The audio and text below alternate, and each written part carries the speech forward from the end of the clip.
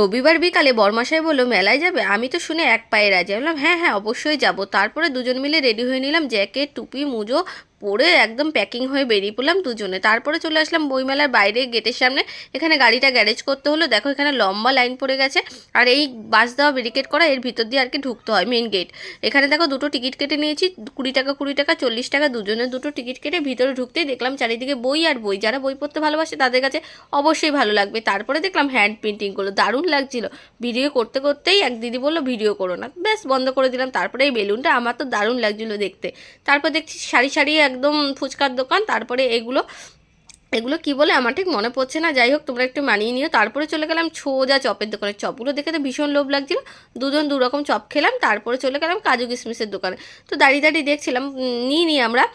দেখে ভালো লাগছিলাম, ভাবলাম চলো তোমাদের সাথে শেয়ার করে দিই। আর বেশ ভালো লাগে এগুলো খেতে। তারপরে এখানে এটিএমে এসেছিলাম, এটিএম থেকে টাকা